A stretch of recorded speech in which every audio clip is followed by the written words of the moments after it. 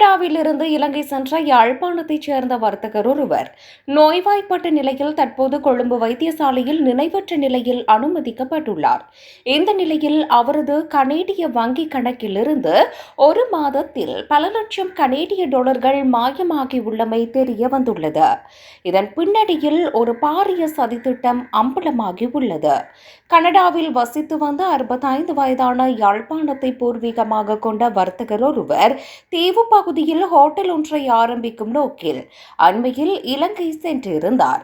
2 மாத காலம் இலங்கையில் தங்கியிருந்த அவர் திடீரென பக்கவாதத்தால் பாதிக்கப்பட்டு உடல் இயக்கம் செயலிழந்த நிலையில் கொழும்பு தனியார் வைத்தியசாலையில் அனுமதிக்கப்பட்டார்.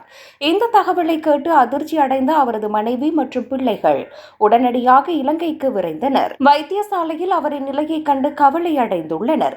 இந்த நிலையில் காணி வாங்குவதற்காக கணவர் பணத்தை வைத்திருப்பார் என்று குடும்பத்தினர் நம்பி இருந்த வேளையில் அவரது கனேடிய வங்கிக் கணக்கை சரிபார்த்த போது பெரும் அதிர்ச்சி காத்திருந்தது. 1 மாத காலத்திற்குள் பல லட்சம் கனேடிய டாலர்கள் அவரது வங்கிக் கணக்கில் இருந்து மாற்றப்பட்டுள்ளன. சிகிச்சையில் இருக்கும் வர்த்தகரின் தொலைபேசியை அவரது கைரேகையை பயன்படுத்தி மனைவி திறந்து பார்த்துள்ளார். இதன்போது யாழ்ப்பாணத்தில் பெண்ணொருவருடன் மிகவும் நெருக்கமாக இருக்கும் காட்சிகளை கண்டு அதிர்ச்சி அடைந்துள்ளார். குறித்த பெண் ஒரு தனியார் வங்கியின் பெண் அதிகாரி என தெரிய வந்துள்ளது.